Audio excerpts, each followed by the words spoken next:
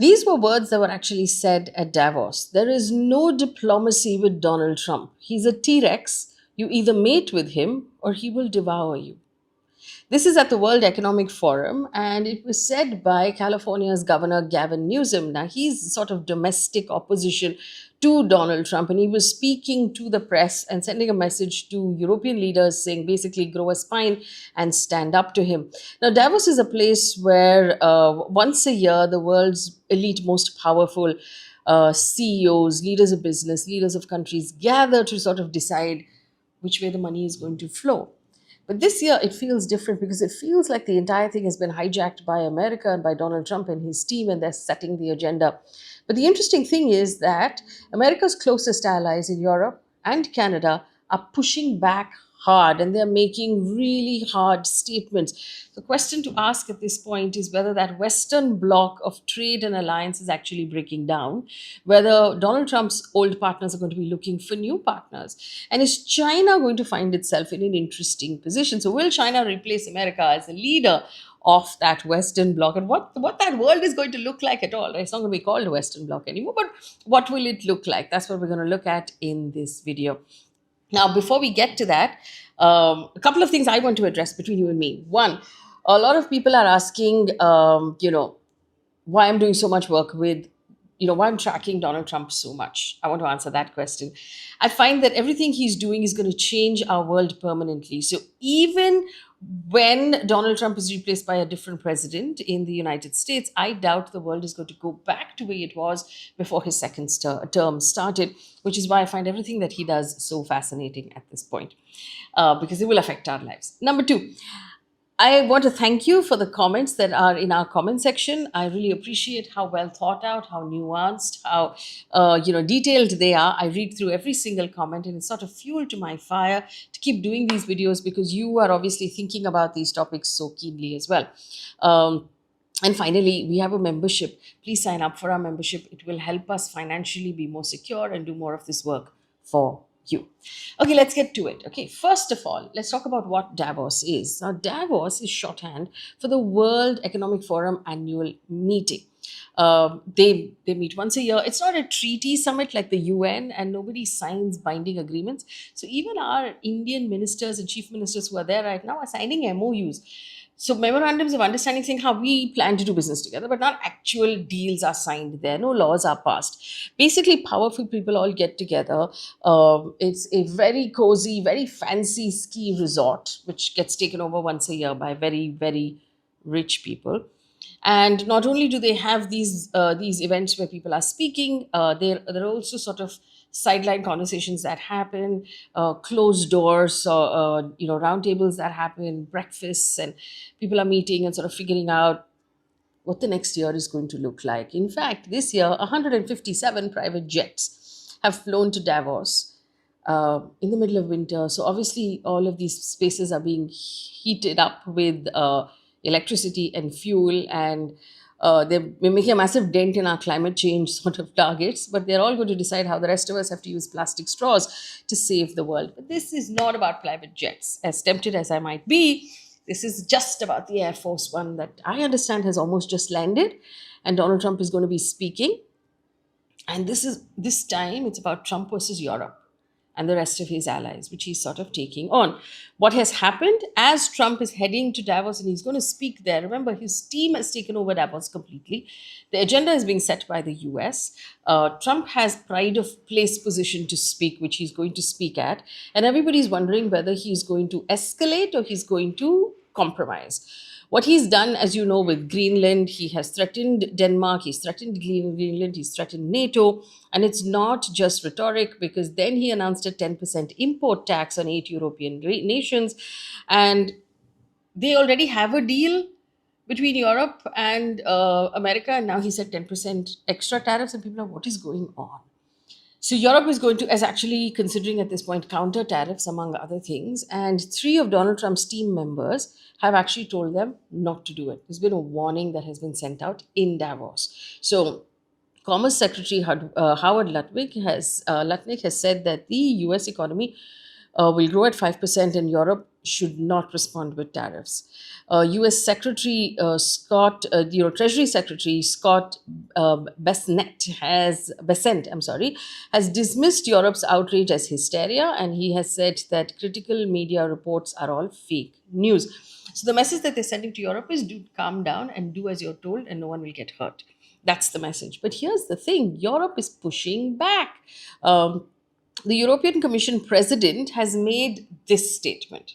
The European Union and the United States have agreed to a trade deal last July.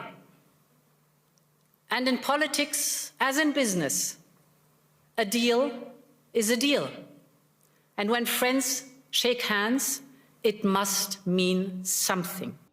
Now, she has actually used words like unflinching, united, and proportional for Europe's response. And this is not language of a partner hoping to compromise. This is language of a bloc that's preparing for retaliation. And what is the retaliation? The trade bazooka that EU is actually discussing. It's called the EU anti-coercion instrument. So what they're doing is actually considering sanctions on individuals, namely like Donald Trump, restrictions on companies. They could restrict American companies from doing business in Europe at all.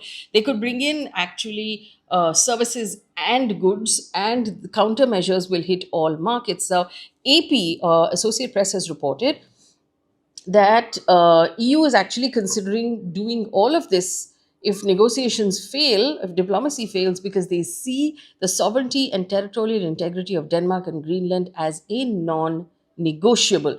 And so this is not a trade fight anymore. This is geopolitics. This is much worse than a trade fight. But I want to play two sound bites for you that I thought were very interesting. First of all, French President Emmanuel Macron. We do believe that we need more growth, we need more stability in this world. But we do prefer respect to bullies, we do prefer science to plotism, and we do prefer rule of law to brutality.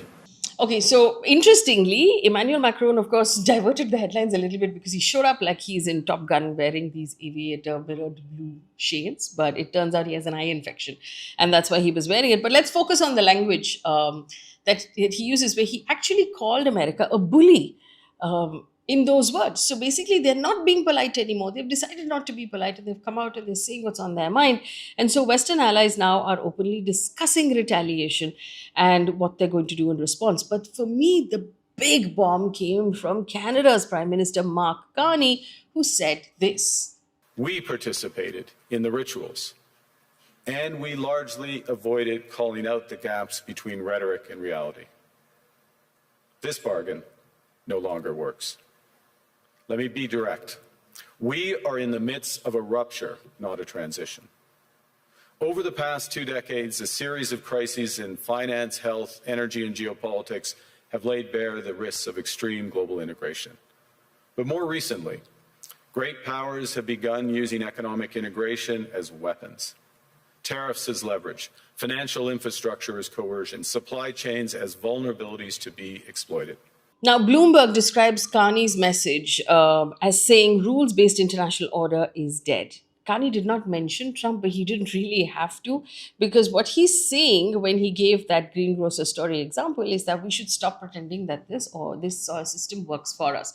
So for those of you who have not heard the whole speech, basically he told this story, and it's from an essay. He told the story about the fact that back in Russia, there used to be a shopkeeper who would put a sign outside his shop every day that said, "Workers of the world unite."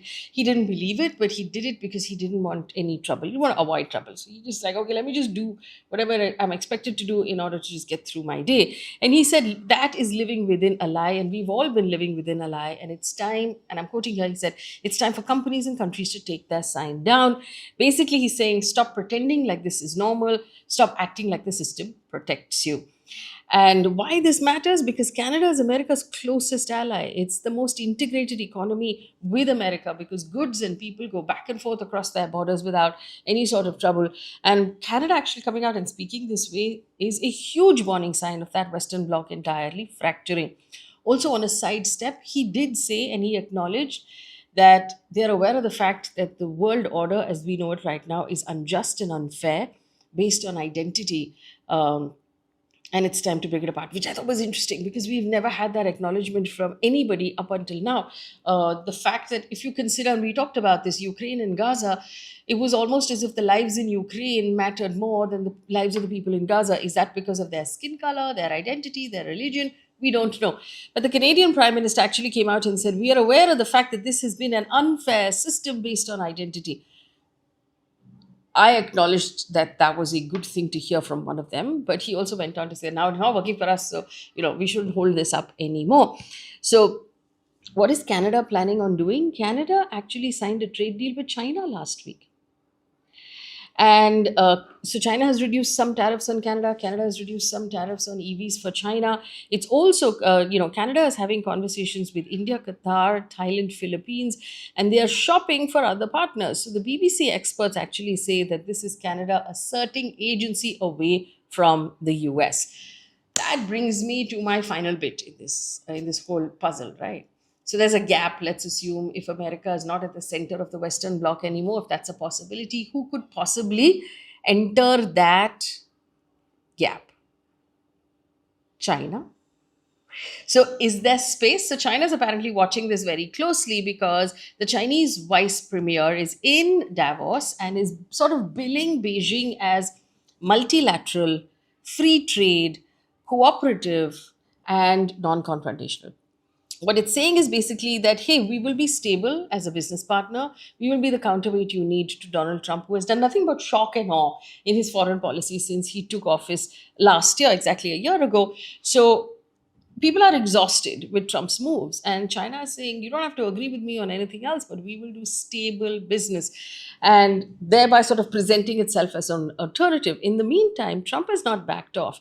In fact, he held a White House press briefing and he was asked how far he would go to acquire Greenland. He said, you will find out. Also, I must point out, at one point, he referred to Greenland as Iceland. And he said some other things that were like slightly weird, but he's effectively holding his ground at this point. So will the allies move away from America? It seems like they are diversifying their trade. So they don't want to be dependent on America. They're hedging securities. So they're selling all of the American government bonds, the securities that they have, and looking for other options.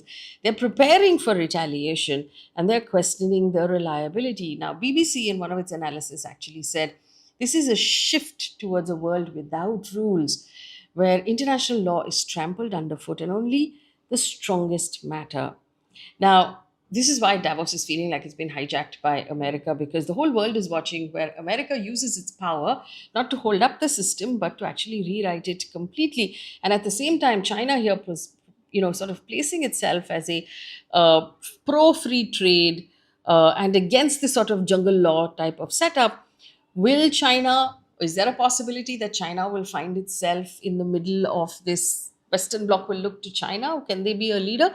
Perhaps not. Leadership in the way that America has built itself to be a leader. But China could draw more trade gravity because it has the ability, it has a huge market that Europe is interested in. It's a huge manufacturer, and it has huge supply chain as well. Now, China is basically saying, let's do a deal, let's start working together.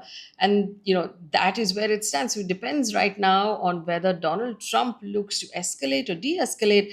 But the allies are not waiting around for him to deal another punch. They're saying, we're going to look elsewhere. We're going to figure out a world in which the United States is not as powerful as it is right now.